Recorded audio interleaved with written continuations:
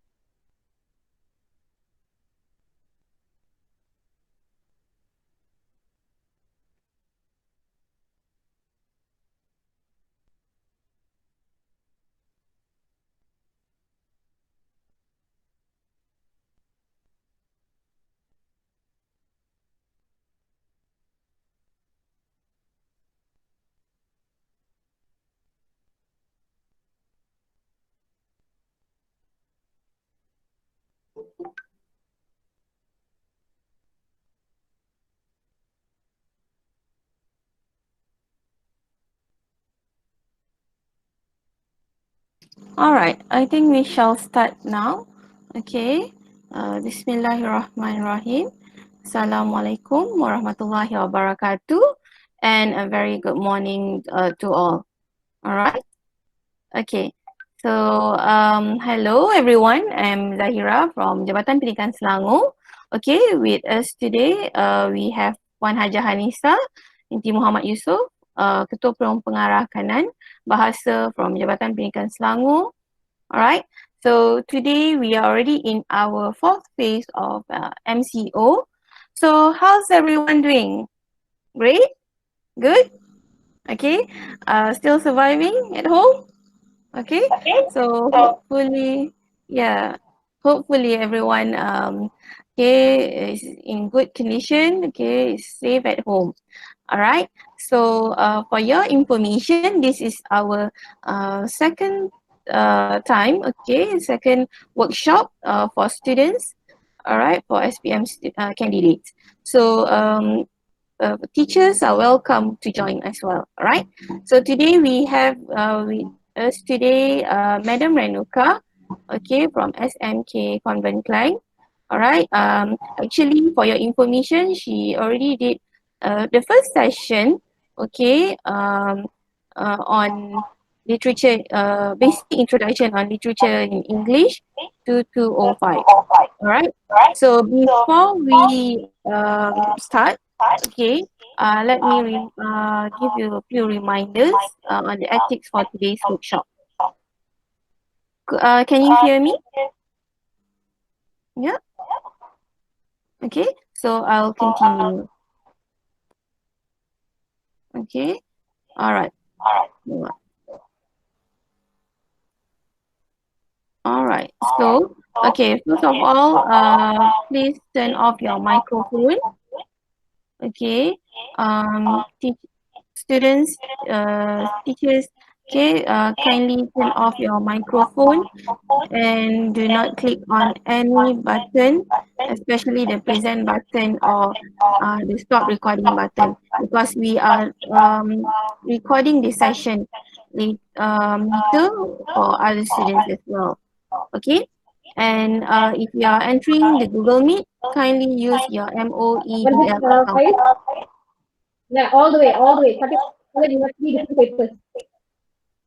All right.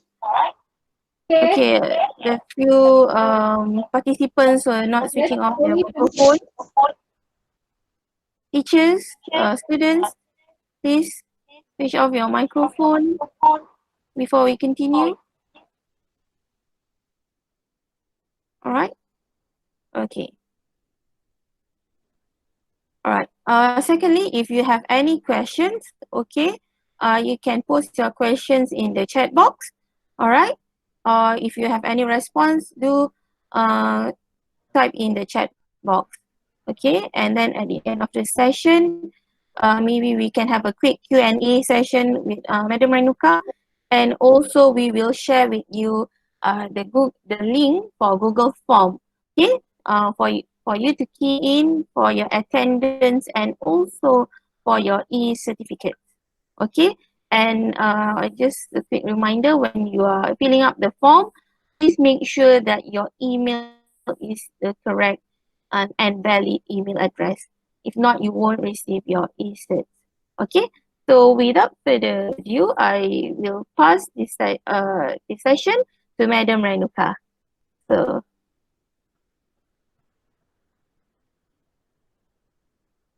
hi, Madam Renuka, are you there? Microphone. Okay, can you hear me now? Yes. Yes, Yes. all right. Okay, thank you very much, Zahira, for inviting me. Also, thank you very much to Puan Haja Hanisa for initiating this meet. To all the participants for today's session, a very good morning and welcome to our second session of Literature in English. Last week, we did a workshop on how to answer examination questions for SPM. This week, we are just going to look into one of the genres, which is poetry, and our target is on To Autumn by John Keats. So if you are a student, I hope you have got your poetry in front of you. Do have together with you pen, pencil, highlighter, or something like that, so that as we go, you can always highlight or take notes. Yeah.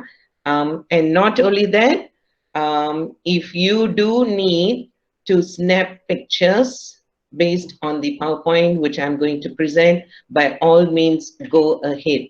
And just as a reminder to everyone, no microphones on, and also please make sure that you do not record it, all right? Because it will be recorded by GPS. Okay, so what I'm going to do now is I'm going to go into presentation, yeah? Okay, just give me a few seconds and then you'll be able to see what I'm going to share with you.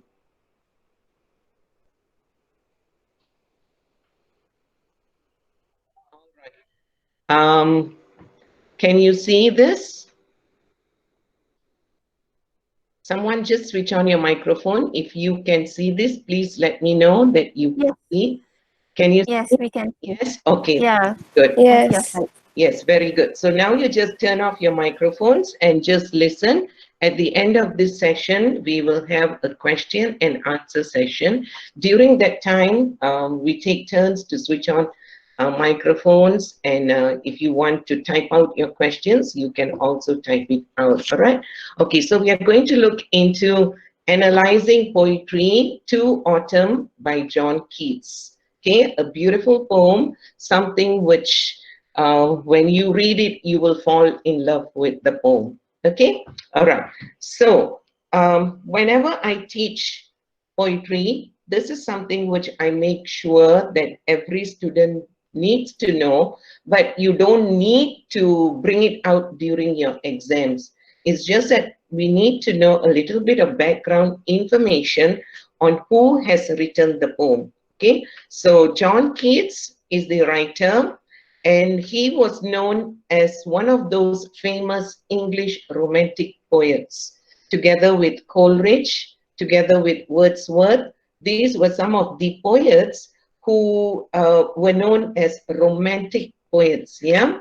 Okay, now when we talk about romantic poets, we don't look at it in terms of that lovey-dovey kind of people, yeah? Romantic poets, we refer to them as that era in which that period of writing was known as the Romantic period.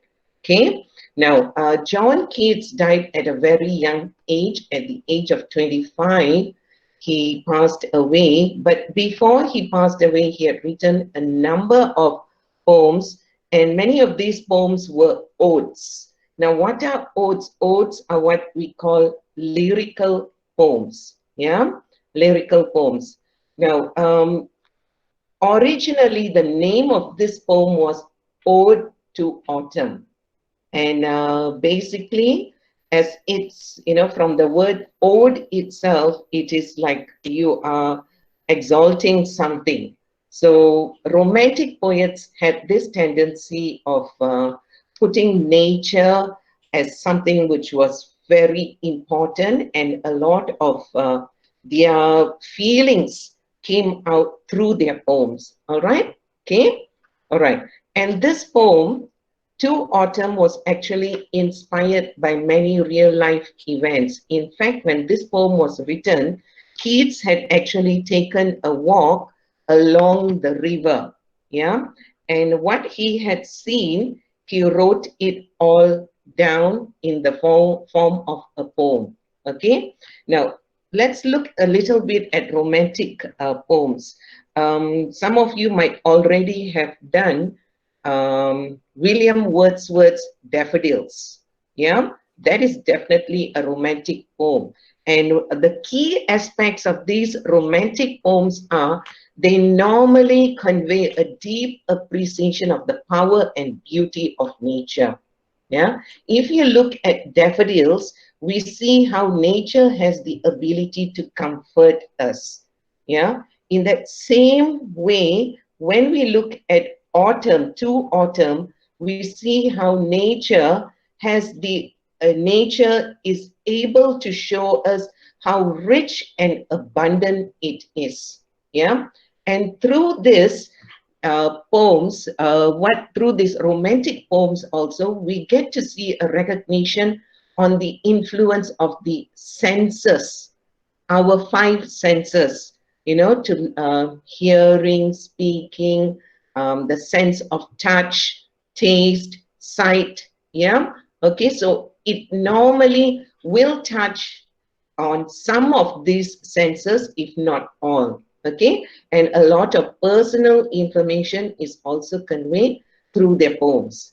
Okay. Now, through this personal emotions conveyed through the poems, we get to see a deeper understanding of the meaning of life. Yeah. So if you look at To Autumn, these aspects are all there. The power and beauty of nature and how it evokes the senses and how it touches on personal emotion. All these things are definitely evident in the poem To Autumn. Okay. All right. Let's look at the poem. Yeah. Generally, this is something which we can see. When Keats wrote this poem, as I mentioned just now, it was actually an ode. It was a series of odes, and To Autumn was one of those poems. Now, if you look at all of John Keats' odes, you will find that the standard way of writing an ode for John Keats was something like 10 lines in one stanza. Yeah. But look at this poem, you will find that it is a bit different. Instead of the standard 10 lines, you find there is an extra line, an 11th line. And definitely, whenever poets write something, whenever writers write something, they will definitely have a purpose. So when Keats wrote the extra one line, it was actually to show us that autumn is a season of plenty, a season of abundance, an abundance of things that you can see, an abundance of activities that you can see people doing, an abundance of sounds in nature that you can hear. So this is how he went about. One of the ways, I won't say the only way, but one of the ways in which he wanted to show us that autumn is a season of abundance. Yeah. And as we read this poem, we see how much imagery there is in this poem. Yeah. Okay. So let's look at this poem. What does he do? He paints three perfect autumnal landscapes. Okay? Okay. Read the poem carefully and you will see that the first stanza actually deals with early autumn. Some might also say it deals with morning. Okay? When you go into the second stanza, you see mid-autumn. Yeah? Or it can also be seen as noon in the passage of one day, noon. And if you look at the third stanza, you will notice it is late autumn or sometimes also seen as twilight. Okay, so beautifully he has written the way this season is like. early autumn, mid-autumn, late autumn. Yeah, remember every season is for 3 months. So within that 3 months, yeah, he has shown us how stanza 1 is early autumn, stanza 2 mid-autumn, and stanza 3 is late autumn. Okay, so a quick summary of the poem before we look into the poem. The first thing is we look at stanza 1, we see how autumn is a friendly conspirator who works with the maturing sun to make sure that all fruits are at a state of perfect ripeness and fullness. Yeah, and that is very clear through the use of imagery. He has allowed us to see how everything is in a state of perfect ripeness and fullness. Yeah, and not only that, not only do we see fruits, not only do we see vegetables, we also get to see how bees are attracted to the flowers. So everything seems to be filled with life. Yeah, a lot of growth and ripening in the first stanza. From the first stanza, we move on to the second stanza, and here we see the abundance of activities associated with harvesting. And how does he do this? He shows this to us through the use of personification. Yeah, remember what is personification? To give human qualities to inanimate objects. And in the final stanza, we hear an abundance of sounds. We hear music which is present during this season, and this music, in the first 2 lines of the third stanza, he clearly states that this music is as pleasant as the music of spring. Okay, so once we know this summary, now let us move into the poem proper. Remember, whenever you analyze a poem, make sure you read the poem out aloud. After you have read the poem, try to figure out what the meanings of words are. And remember, in this poem, this is not a modern 20th century poem. This poem was written somewhere in the early 1800s or maybe late 1700s. It was written around that time. So the language would have a lot of old English.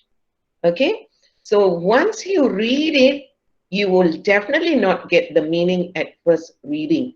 Do a second reading, do a third reading, allow the poem to go into you, to seep into you. And please do read with emotions if possible.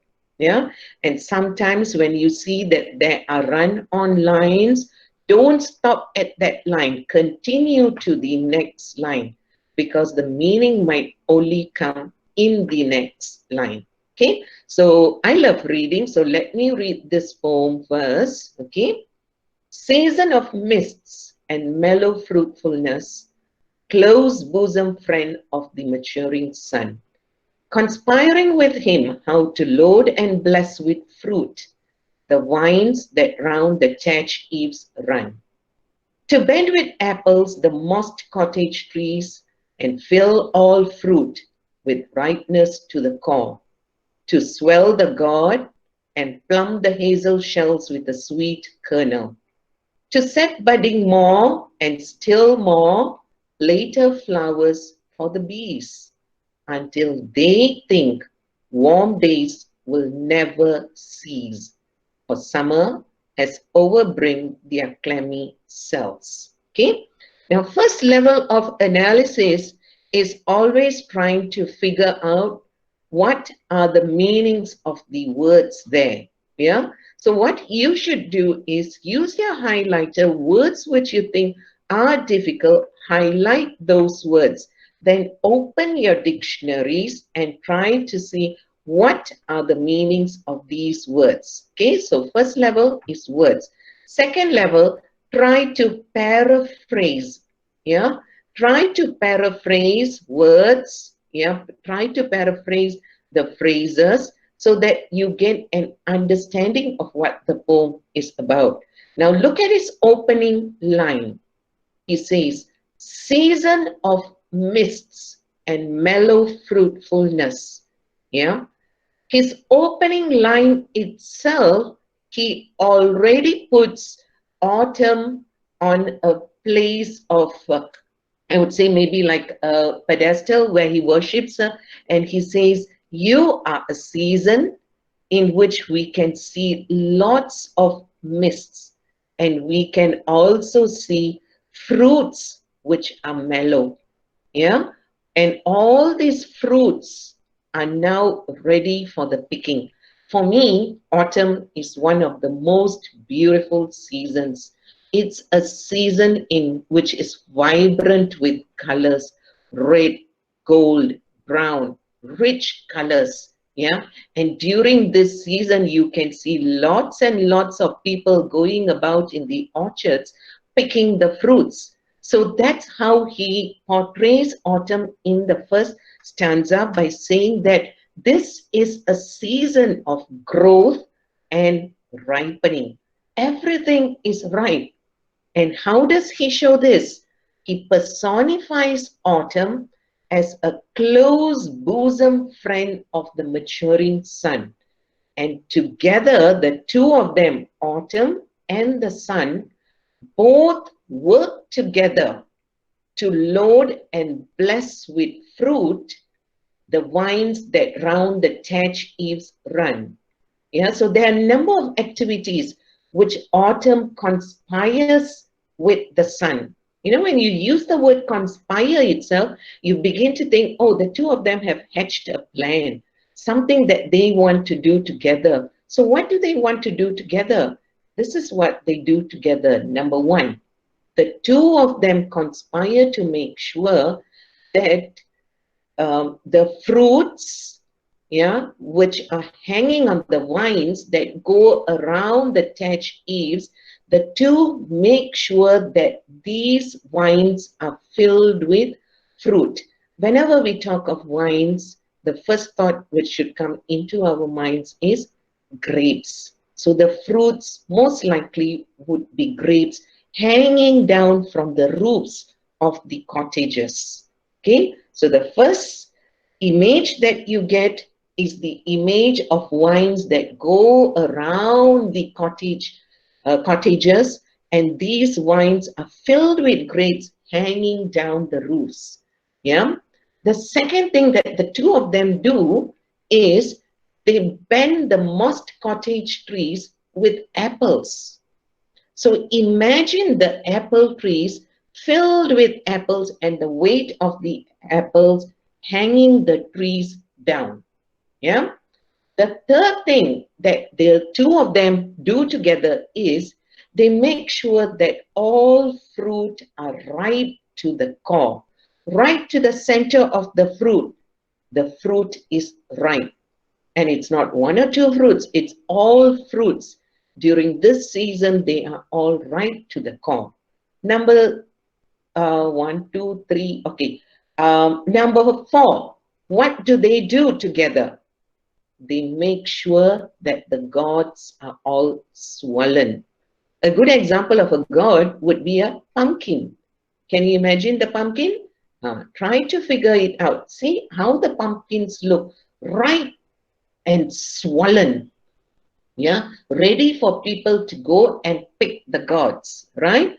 Number 5, the hazel shells are plumb with a sweet kernel. Okay, remember hazel shells. Where do you get your hazelnuts from? When you buy the hazelnuts, normally what we get is the kernel. That's what we eat.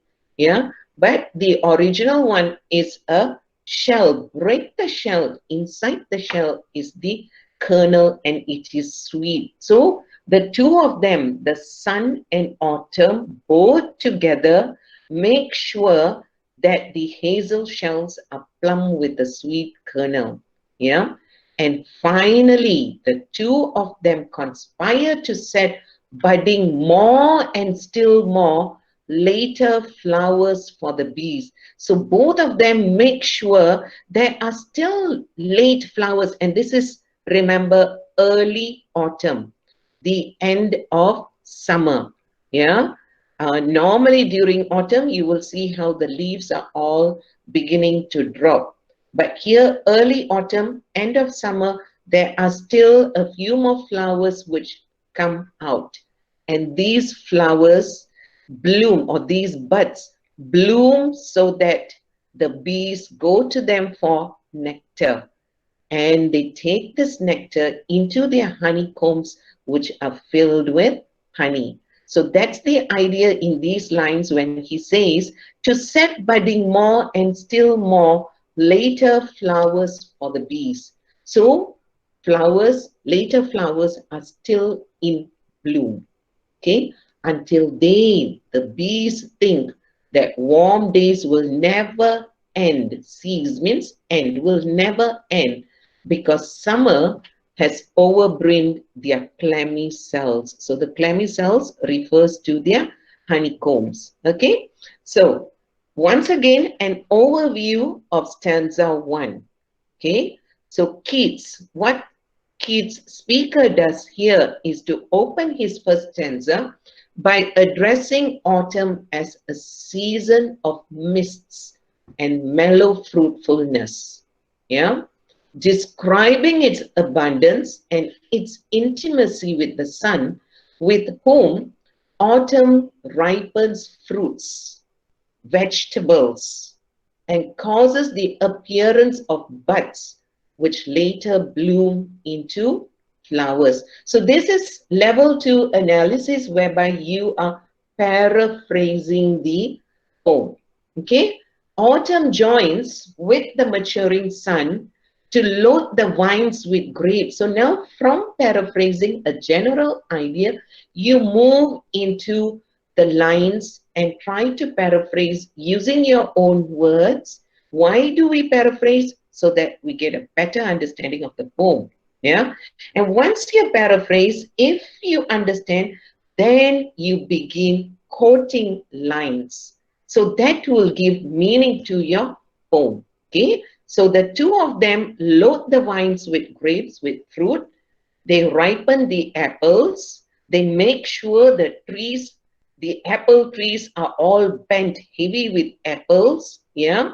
They make sure that the gourds are swollen, the hazel shells are plumb with sweet kernel, and also they go about setting more and more flowers for the bees. Okay, so you have got the idea of words, you have got the idea of paraphrase, and from there, this is poetry.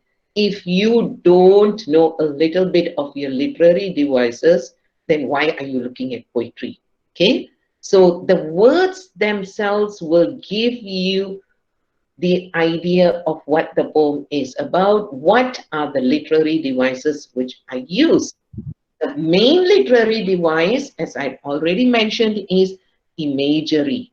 So what sort of images do you get? You get images of growth and ripening. Yeah. So what are the examples to say that you have got images of growth and ripening? It is like in your mind's eye, you can see the vines hanging with fruits. Yeah. It is like you can see the apple trees bent with apples. You can see the gourds which are swollen. You can see the hazelnuts plumb with sweet kernel. And you can see more and more flowers which have attracted the bees. So we get the image in our mind's eye, even though we are not there. But by reading this poem, we get the images of growth and ripening. Okay? Now, another literary device which he has used is personification. So what has he done? He has personified autumn as one who is friends with the sun. See the word he uses, close bosom friend of the maturing sun. So inanimate objects like autumn, he has given it the quality of being a friend, a close bosom friend of the maturing sun. Now, some might ask, why maturing sun? We look at the seasons. The first season of the year is spring. From spring, we move to summer. From summer to autumn, and finally to winter. So look at the movement of the sun. It is like in spring, it could be an early sun. So when we come to autumn, it's already in a stage of maturity. So that's why I think that's why he uses the word maturing sun. Okay, so the two of them, the personified autumn and the sun together, conspire on how to bring fruit and vegetation to their most right state. Remember, this autumn is always a season of harvesting. Yeah, so during this season, the plants are ripe and full, and autumn is in a vibrant state, so vibrant that the bees might think that the warm days will never end, will never cease. And this notion of mists and mellow fruitfulness indicate an early part of the day. See, that first line, a season of mist and mellow fruitfulness, gives you an idea that this, mist is kabus, yeah. Mist is, you see mist in the morning. You don't see mists at night, in the afternoon, because by noon already the mists would have already slowly cleared away. So the notion of an early morning is there through the use of the word mists. Yeah. But as you read that whole stanza, you get the idea that this is not just in the morning, this is also early autumn. Okay, so I hope that is clear about stanza 1. And just a little bit of recap on stanza 1. For example, if you ask, what are some of the things that you can see? So what can you see during in stanza 1 in early autumn?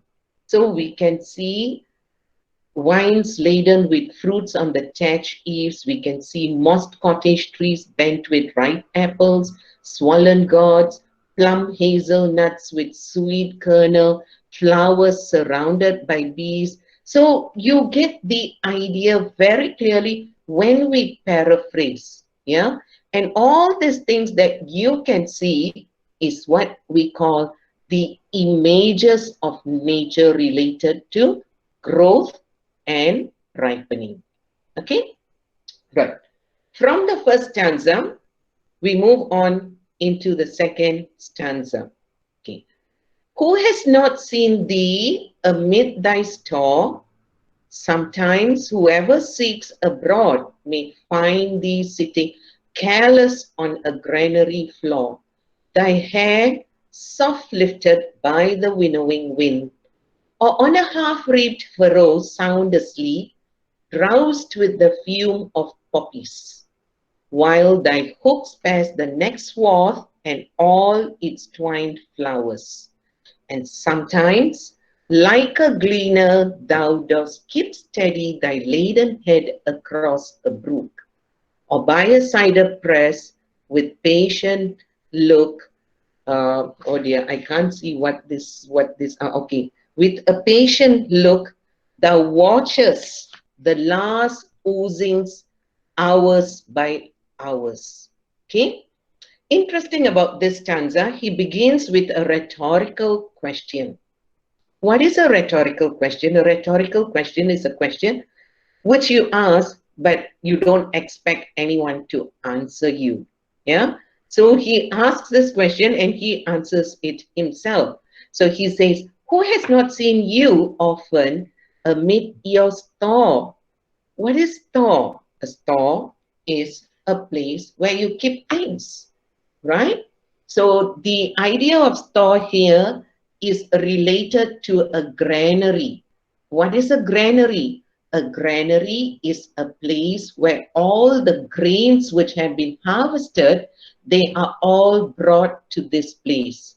So he asks this question and he answers it himself. He says, who has not seen you? You, the thee here, is with reference to autumn. So who has not seen you amid your store? And he replies by saying, sometimes whoever seeks abroad may find you sitting careless on a granary floor.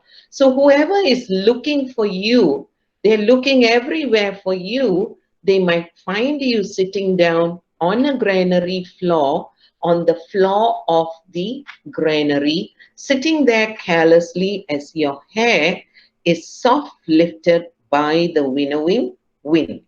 Okay?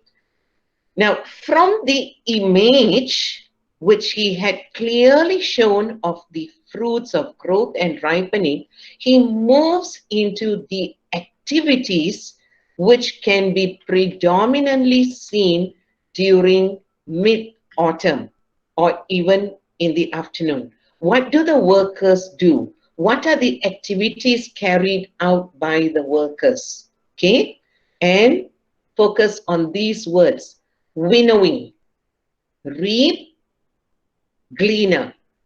Okay, from these words you can already see what are the activities which are being carried out. Winnowing. What is winnowing?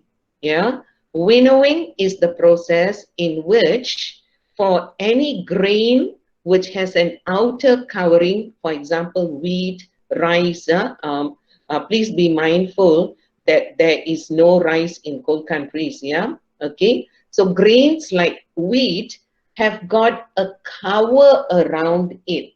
So what happens is, when these grains are brought into the granary, the process of threshing is like pounding is carried out, and then after it is pound, the shaft, the covering is removed from the grain, and that grain is what we eat. Yeah, okay, so we eat that. So through the process, while winnowing is being carried out, the wind that comes from this process lifts the hair of autumn. Now, why is he using autumn? What is she doing there? So remember here, autumn is personified. She is personified as maybe a lady who is sitting down there on a granary floor. She's sitting and she's watching as the workers carry out the winnowing process, the winnowing activity. As they carry it out, the wind from this process lifts her hair.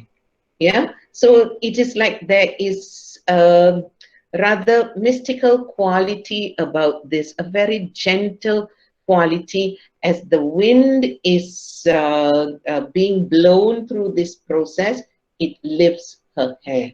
Okay, so that's the first activity that you can see, the activity of winnowing.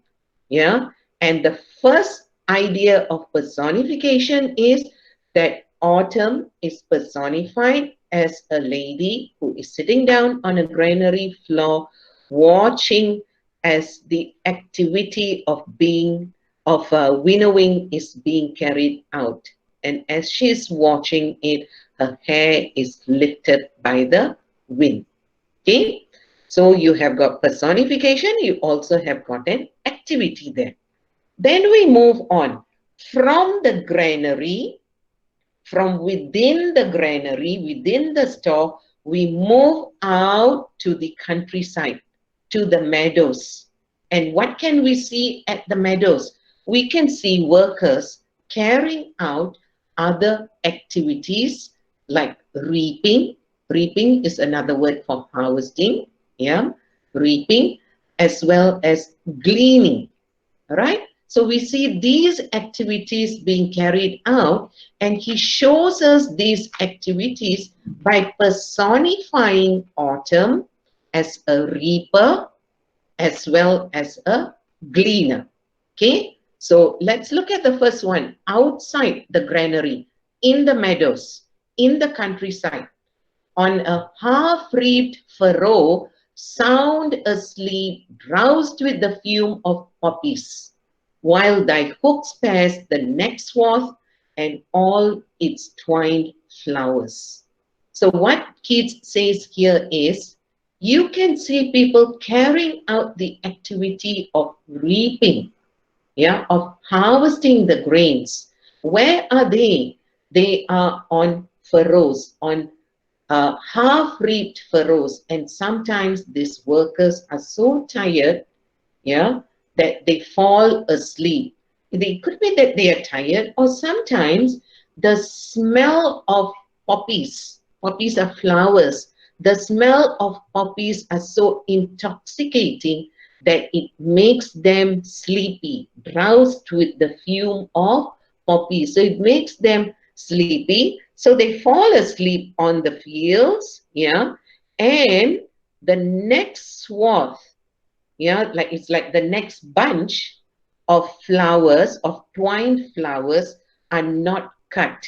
And that is what he means when he says, while your hook spares the next swath and all its twined flowers. Thy hook refers to the sickle. Sickle means sabit. In Malay, we use the word sabit. Yeah. While your sickle spares the next swath. So you were supposed to go and cut the next bunch of twined flowers. But what did you do?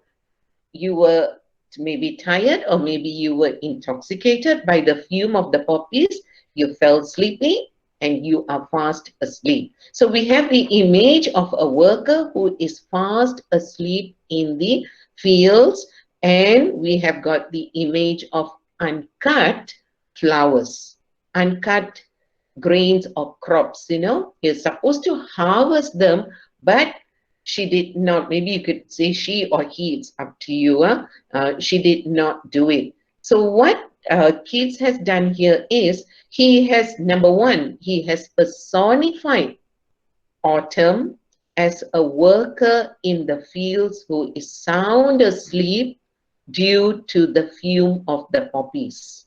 Yeah, and she has left her hook next to her, sparing the next swath and all its twined flowers. So the next swath of twined flowers, they were all left uncut while she is fast asleep. Okay, so you see how he has cleverly personified her as a reaper sound asleep. In terms of activities, we can say that outside in the meadows, in the countryside, we have got workers who are carrying out the activity of reaping. Yeah. In terms of images, we can see the image of half-reaped furrows. What are half-reaped furrows? Furrows refers to the fields of crops. Yeah. Half-reaped means half harvested. So the crops have been half harvested. Yeah. And you can also see the image of somebody who is sleeping there. You can get the image of flowers of poppies, you know, twined flowers. So all these are images which in your mind's eye you can see through this poem. Okay. And then we go on into the next idea in that same stanza when he says, sometimes like a gleaner thou dost keep steady thy laden head across a brook. So he says, here you can also see how you are like a gleaner who is crossing a brook with a steady head. What is a gleaner? A gleaner, these are the people who collect the grains from the, you know, the grains which have all, the crops have already been cut and there are grains there on the fields. The gleaners come and they take these grains, put them into baskets and carry it on your head. So in your mind's eye, visualize a gleaner who is crossing a brook. A brook is a little river, a little stream, anak sungai, crossing a stream with a basket on her head, and steadily she crosses the brook. Okay, so that's the image that you get. So what has he done here? He has personified autumn like a gleaner who keeps a steady head as she crosses the brook. So one, he has personified her like that. Number two, what is the image you get? You get the image of a worker crossing a brook with a steady head. Yeah. Okay, so you get that image. See, you also get images of the countryside. What do you see? You can see a brook. Yeah, you can see a little stream there. So all these words which are there add on to the power of this poem. Okay, and finally what he does is he says, or by a cider press with patient look thou watches the last oozings hours by hours. Okay, so what is he doing here? He is showing us he's moved, from the granary, he has moved to the meadows. From the meadows or the countryside, he has moved to a cider press. What cider? Cider is the juice that you get from apples. How do you get this juice? You have to use a cider press in order to get the juice. So he has moved from the fields to a cider press to show how there are workers who are working that cider press and watching as the juice comes out of the cider press. So that's why you have the word oozings. Oozings to show you an abundance of juice which is coming out. Yeah, coming out of the cider press. Now, this is a process which somebody has to do patiently. Yeah, so that is why he says, with patient look, thou watches the last oozings, hours by hours. Notice how he repeats the word hours by hours. Okay, remember what I said earlier on how stanza 1 is early autumn, stanza 2 mid-autumn, stanza 3 late autumn. By using these words, hours by hours, he is showing us the transition of time, the passing by of time from morning to afternoon to twilight, from early autumn to mid-autumn to late autumn. So the idea is clearly seen when he uses this phrase, hours by hours. So in every stanza, you look at it closely and you will see that time is passing. Stanza 1, the word mists. Stanza 2, hours by hours. Stanza 3, later on we will see what is the other word which gives us the idea that time is moving. Okay, coming back to these two lines again, what has he personified?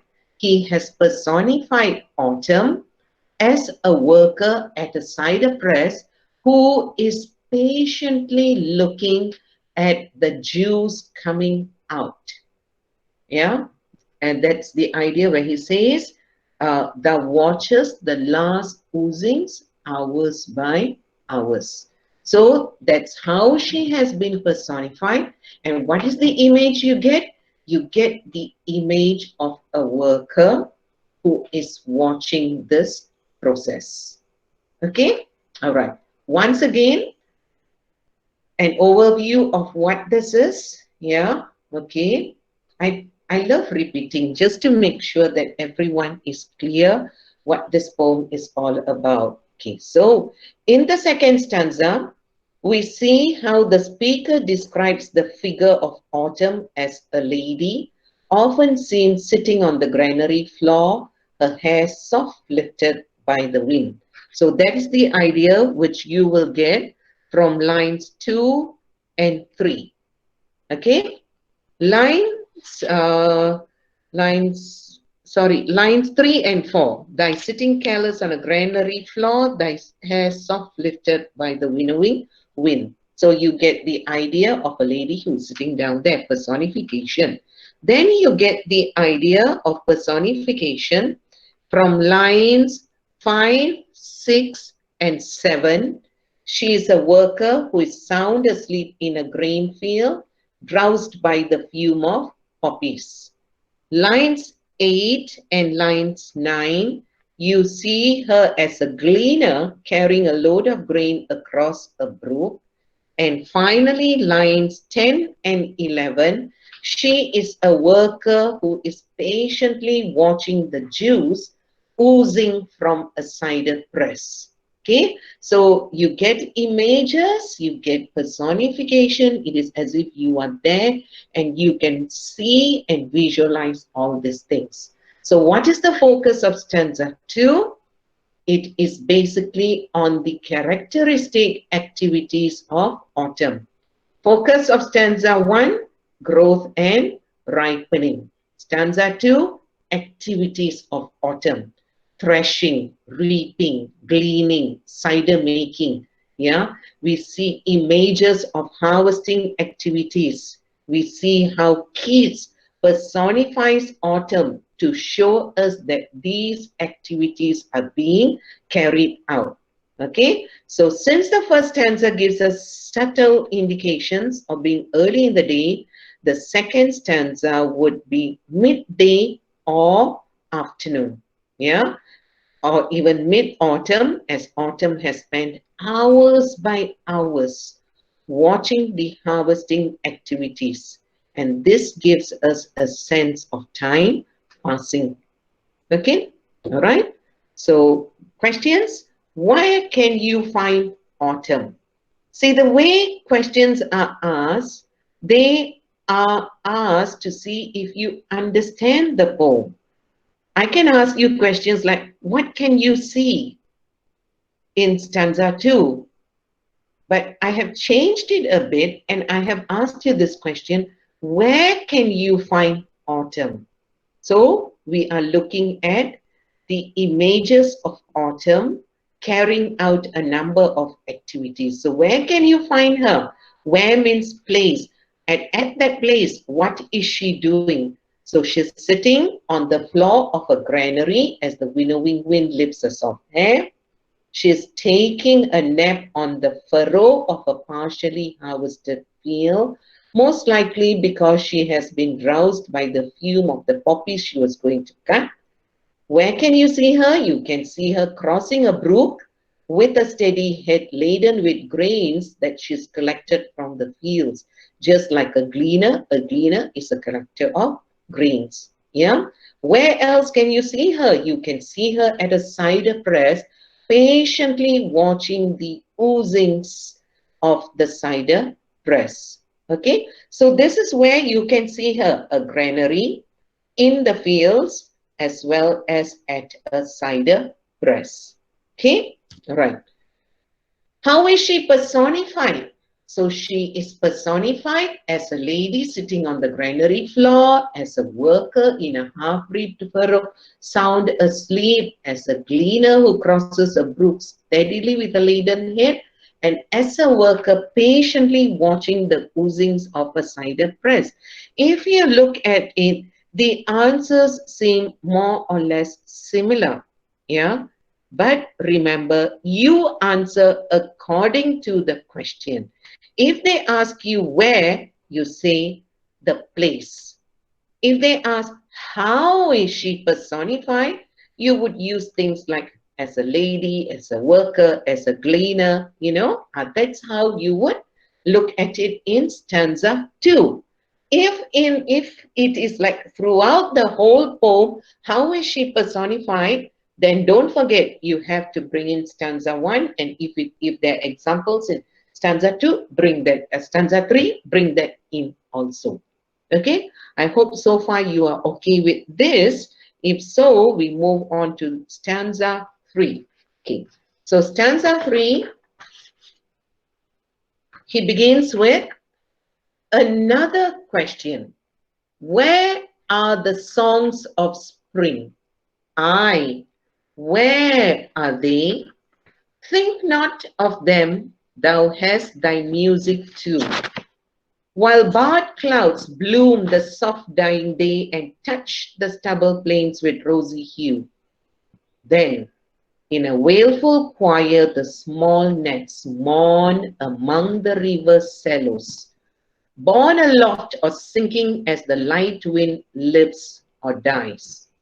And full-grown lambs loud bleat from hilly bourne, hedge crickets sing, and now with treble soft the redbreast whistles from a garden croft, and gathering swallows twitter in the skies. Look at how he starts his poem. He says, where are the songs of spring? Aye, where are they? Yeah. So it is as if he can feel autumn's mood. You seem to be a little bit down, thinking that the songs of spring, the sounds of spring, they are so vibrant. Yeah. But he says, don't think about that, because you too have your own music. Why do you need to ponder about the beauty of spring? Because your season with its sounds is so beautiful. There is music too in this season. Yeah, so that first two ideas gives you the idea that autumn has her own music. Okay, then he goes on to give you this image of twilight when he says, while barred clouds bloom the soft dying day and touch the stubble plains with rosy hue. I love these words, which he uses, yeah? Look at the words, bloom, soft dying day. And this is what I meant when you look at words, it's important for you to understand how they add on to the beauty of the poem. Soft dying day, the day is coming to an end. It's not a harsh death. It's a soft death because it's the end of the day. Yeah, it's going to be night. Before night falls, it's twilight, sunset. The sun sets. So he says, while barred clouds bloom, bloom means to give that light. Yeah, the clouds, between the clouds, the rays of the suns come through these clouds and they bathe the whole countryside with a rosy hue, a rosy color. Yeah, imagine going to the sea and watching the sunset. Look to see how the whole place is bathed in a rosy hue. And that's the idea he gives when he says, while barred clouds bloom the soft dying day and touch the stubble plains with rosy hue. So the whole countryside is in a nice reddish, pinkish, orangish glow. Yeah, a rosy hue. Okay, so when this happens, when twilight is upon us, that is when the sounds of nature comes out. The music of autumn comes alive. Then, in a wailful choir, the small gnats mourn among the river's shallows, borne aloft or sinking as the light wind lives or dies. Okay? All three lines, lines 5, 6, 7. All these three lines are related to how the gnats are small insects, they are like flies, yeah, and they give a humming sound. Now, when twilight happens, the gnats come alive with their own music. And see, he uses the word wailful choir. He doesn't say they come with a loud choir. No. What is wail? Wail is like crying over something. And he uses the word mourn. You have got wailful, you have got mourn. So you get the idea as if these gnats are crying over the fact that the day is over, or maybe they're crying over the fact that the season is now over. Autumn is now going to end. Winter is approaching. Yeah. Yeah. So he says, in a wailful choir. So in a choir, they hum together in a wailful choir. And where can we find these gnats? They are among the river's shallows. Shallows refers to willow trees. Yeah. So along the river, along the willow trees, sorry, along the river, on the willow trees, you can hear the humming of the small gnats who seem to be mourning over the fact that the season is coming to an end. The day is coming to an end. And this sound of theirs is borne aloft. Borne aloft means to rise, or sinking. Sinking means to fall. These sounds either rise or sink as the wind blows. So when the light wind lifts, when the light wind blows, their volume increases. When the light wind dies, their volume decreases. And remember, these are small insects, yeah? And they are borne aloft, or they sink with the force of the wind too. So as the wind goes up, their voices, their humming also is louder. Okay, and as the wind dies, it comes down. So that's the idea that you get. So you get the music made by nature, made by the insects. Okay, then in lines 8 and 9, sorry, line 8, he talks about the animals like the lambs. The lambs who are there the lambs which are there in the countryside. And full-grown lambs loud bleat from hilly bourne. Yeah. So you can hear the bleating of lambs from the hilly bournes. Okay. And you can also hear hedge crickets sing. Hedge crickets, these are like our grasshoppers. Yeah. Okay. So you can hear the singing of the hedge crickets. And now, if you were to listen carefully, you will hear with treble soft the redbreast whistling from a garden croft. Okay, if you look at my PowerPoint here, you can see the image of a redbreast. Redbreasts, they are also known as robins, native to England. Yeah, so you can hear the redbreast whistling from a garden croft. And this is also an example to denote the end of a day, or even to denote that this is the end of autumn. And gathering swallows twitter in the skies. Okay, so the swallows get together and they start twittering, tweet, tweet, tweet, tweet, tweet, tweet, tweet, tweet, tweet, tweet. So they twitter in the skies. And all these are to tell you that the birds are now ready for migration. The end of autumn is the beginning of winter. And the birds generally, they migrate to warmer places.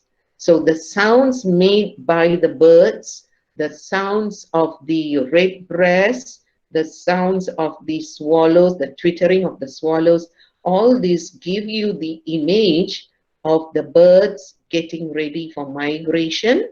Yeah, you can hear the sounds of nature, sounds made by the animals, the insects, the birds. Okay, so the focus here on stanza 3 is a lot on images. We can hear all the music made by autumn. Okay, and don't forget, you also have the image of the countryside bathed in a lovely shade of red. Okay, all right. So analysis of stanza 3. In the third stanza, the speaker tells autumn not to wonder where the songs of spring have gone, but instead to listen to her own music. So at twilight, The small gnats hum among the river shallows or the willow trees, lifted and dropped by the wind. Full-grown lambs bleat from the hilly bonds. Hedge crickets sing, redbreasts whistle from the garden croft. Swallows, which have gathered for their coming migration, they twitter from the skies. So all these are an indication of late autumn as winter approaches.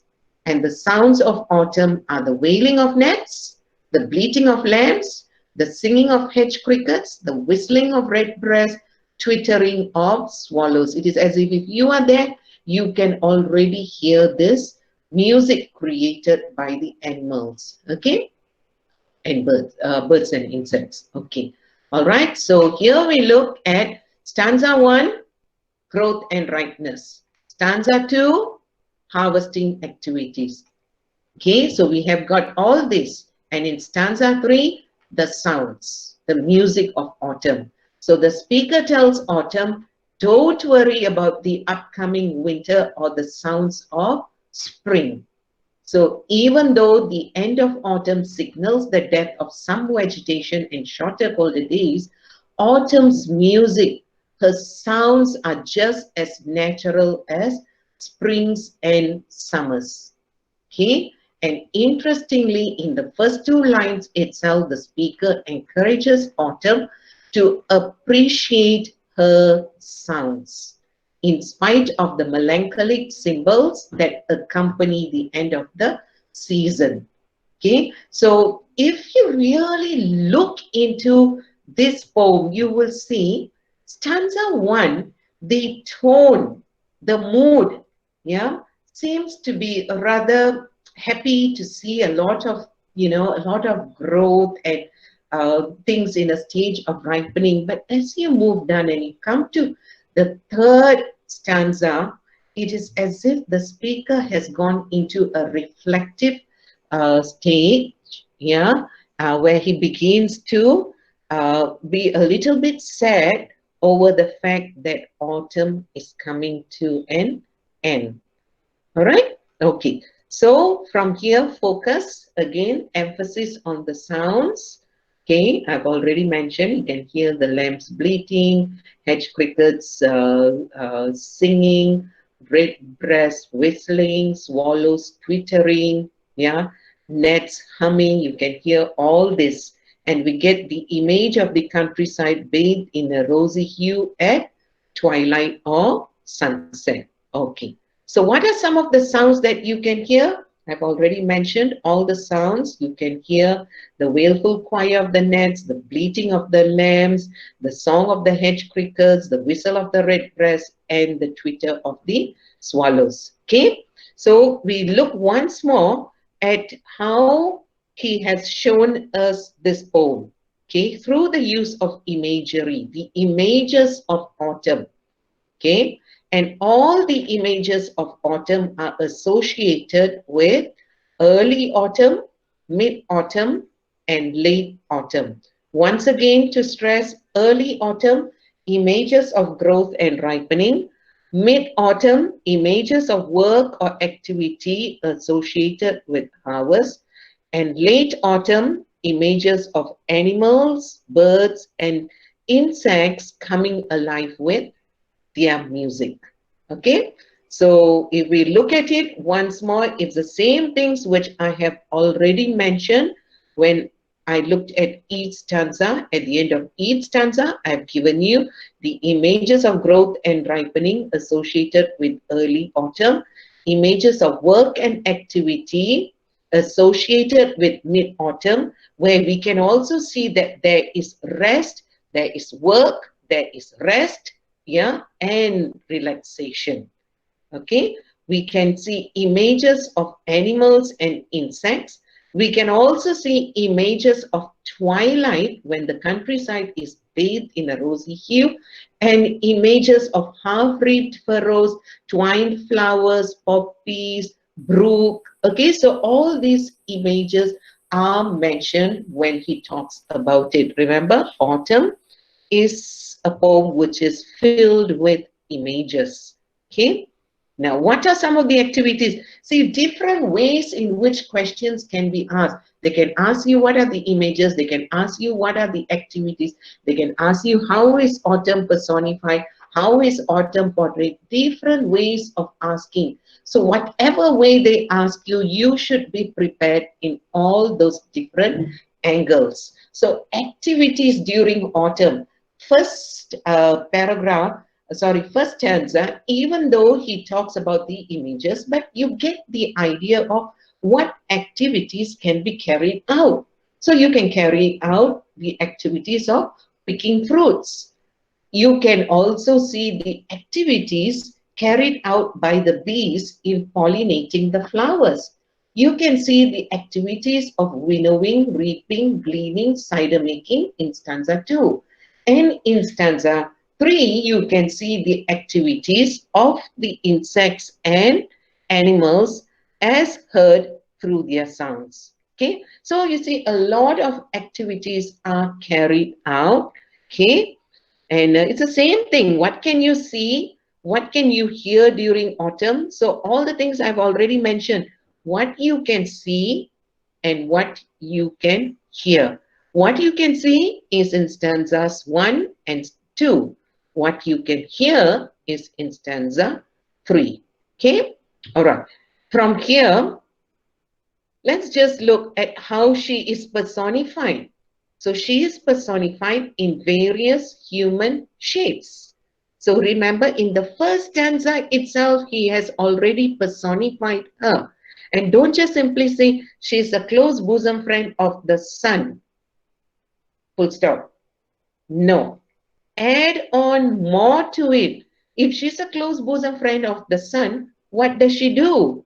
The two of them conspire to make sure that all fruit and vegetation are brought to their most ripe state.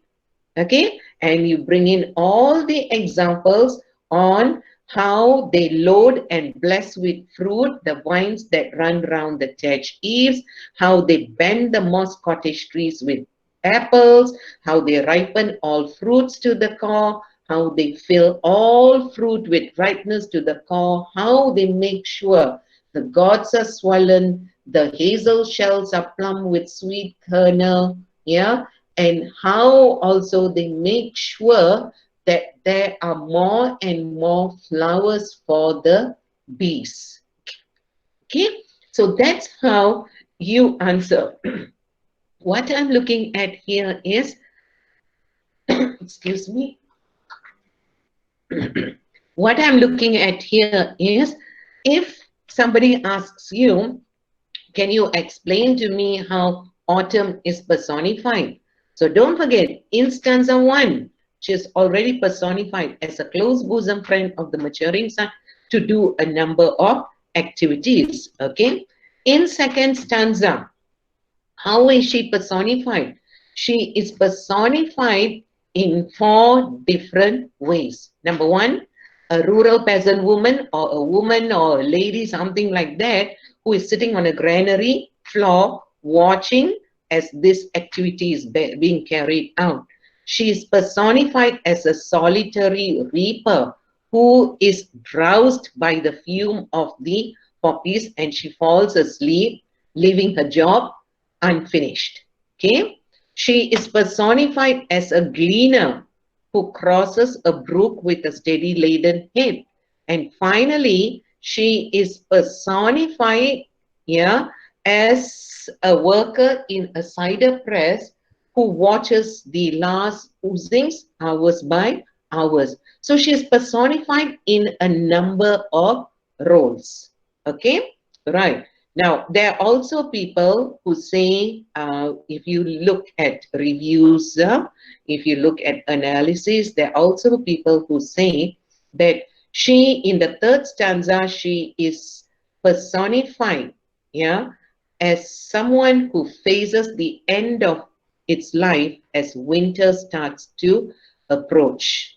Okay, and this idea is only seen in the first 2 lines of the third stanza. Please do not say she is personified as a lamb or she's personified as an insect. No, no, no. She's not personified as animals. Okay, so what you see in the third stanza is just the personified figure of autumn who is facing the end of life as winter approaches. Okay, and she thinks back wistfully on to spring, and there is a sense of melancholy as she says, where are the songs of spring? Where are they? Think not of them, thou hast thy music too. That's what the speaker says. All right?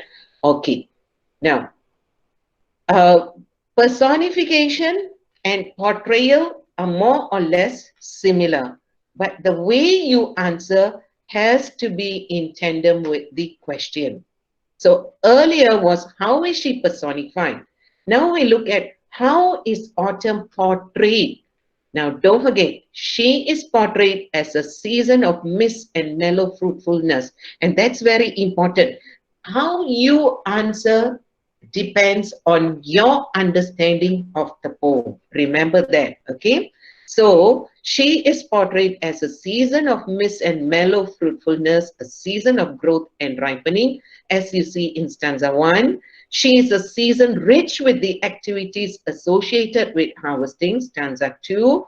She is portrayed as a season which has its own music, stanza 3. Okay, so if they ask you something on how is she portrayed, everything has to come in.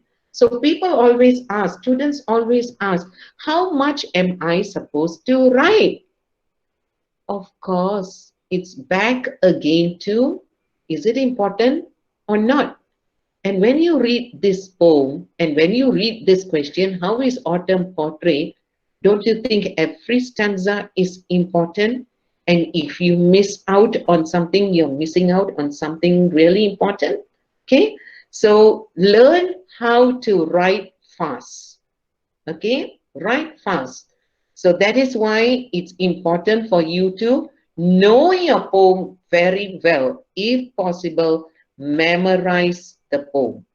Understand themes, literary devices, choice of words, and most importantly, nobody is interested in knowing, oh, you know what is personification, you know what is literary device, you know what is imagery, you know what's a rhetorical question. Well, nobody is interested in you knowing these terms.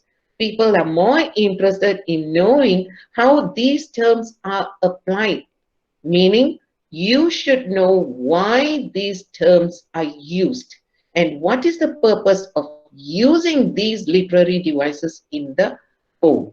Okay, so for questions that deal with how does the poet show, explain how the poet shows. Don't just take the literary device. Don't explain, please. Don't ever explain the meaning of a literary device. Don't say personification means blah, blah, blah, blah. No. Please give some credit to your teachers. They know what the meaning of that literary device is. So what you should do is explain how it has been used. So for example, autumn is personified as a lady who sits in a granary floor. Okay, that's how you go about writing. Understand the question and keep referring to the question when you are answering. Please make sure all C questions you have a stand. I remember telling this to you clearly last week. There must be a stand. Take a stand, relate to the real world, and relate to the text in your first paragraph to make sure you understand the question. Okay, now this question, 2 questions on 2 autumn has already come out. We did this last week. And A question, list 3 sounds of autumn. So the answers are there in the colors, the golden colors. Wailful choir of the small gnats, bleating of the full-grown lambs, singing of the hedge crickets, whistling of the redbreast, twittering of swallows. Okay, let's look at another question. Describe the richness of autumn. It came out in 2018. Okay, so what am I to write? How much am I to write? First stanza, the richness of autumn is seen in the images of growth and ripening. Second stanza, you can see its richness through the activities that are being carried out. Third stanza, you can see the richness of autumn through the sounds of nature. Okay, so when you talk about the richness of autumn, all these things will come out. Okay, all right. This is something somebody had asked me. How do you differentiate between describe, explain, discuss? Describe and explain, generally these questions will come out as your B questions. This is for all SPM 2020 candidates, yeah?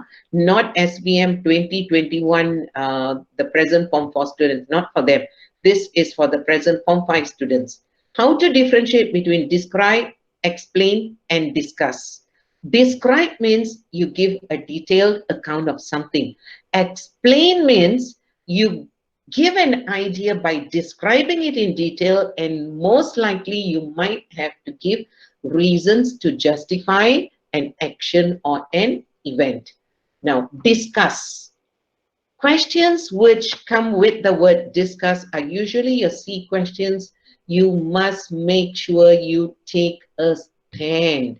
Yeah, write in detail, taking into account different ideas, and your stand must be there. So your ideas, your evidence, everything will support the stand that you have taken. Okay, so I think with that, I have come to the end of analyzing to autumn. And thank you so much for being such wonderful listeners. Yeah, good luck on your exams, and I'm sure you will all do your best. Remember Madagascar. You know, during these times, you have some time, go and watch Madagascar. I've always found it entertaining. Okay, so thank you. And I think that's the end of my presentation for this. So if you have any questions, you can either type it out or ask me. Yeah. Okay, I'll stop presenting. So, questions? Alright, so if you have any questions, you can just turn on the mic or you can type in the chat box. Yeah.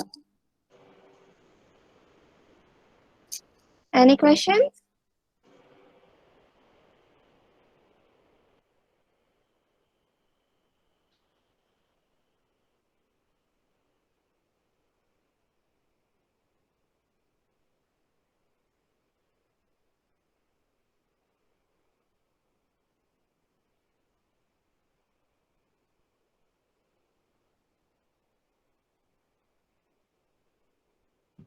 So I guess there's no questions for you, Madam Renuka?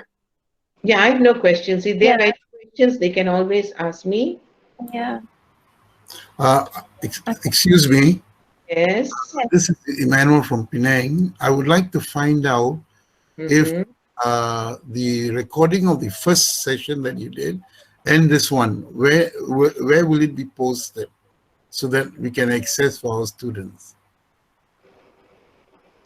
Zahira, can you please answer? Okay. Yeah, we will upload it in the on the YouTube for the first session and the second session. We will share with you once it's ready. Okay.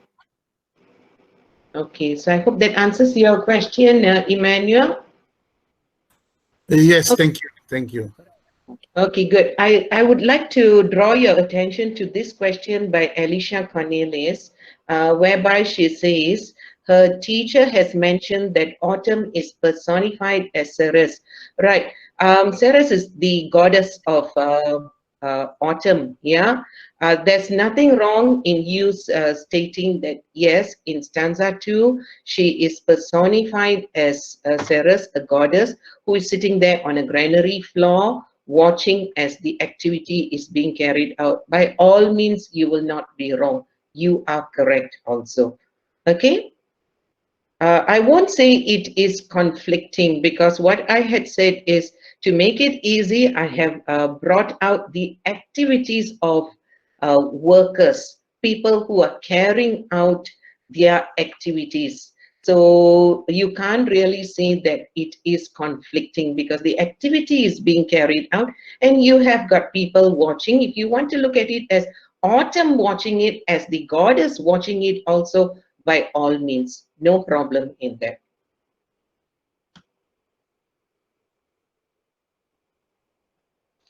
This question by Shanjeev, for the questions that require us to discuss, how do we make sure that they fulfill the requirement of the question? Requirement of the question is always, okay, let's say you have a question, autumn is a season of plenty.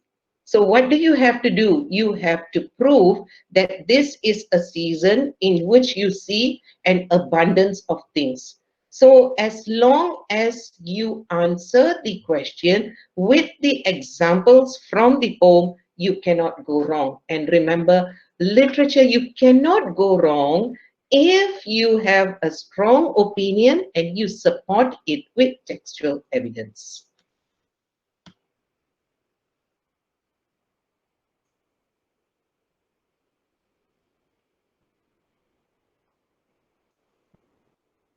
Okay, good, Alicia. You're clear about this.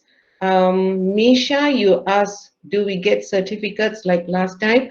Yes, at the end of this, Miss Zahira will share with us the link. Yeah, she's given that link. You go into that link, your attendance and feedback form, like what you did the last time, and you will be able to get your cert.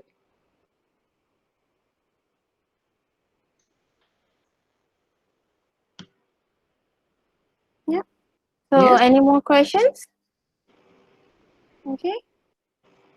So I guess that's the end for our session for today, Madam Renuka. Yep. Yeah. All Yes. right. So Yeah. thank you so much for sharing for today's workshop. Okay. For those who've been asking about the videos, yeah, we will share with you once it's ready. Okay. And thank you so much for today. Thanks again. And hope we can have another session on maybe another discussions. Okay. So before you leave, okay, I've already shared with you the link for your for feedback and also for e-certificates. So please make sure that you fill in your name correctly, and also please fill in your email address, your correct email address, because we will send it automatically to your email address. Okay, so thanks everyone. Thanks for joining. And for those who are fasting, happy fasting. Okay, so thank you. All right. Yeah. Okay. Thank you very much, and bye everyone. Don't forget to All right. fill in your what do you say? Don't forget to fill in the Google Google. Form. Yeah. Okay. And good luck to all Form 5 students. Good luck.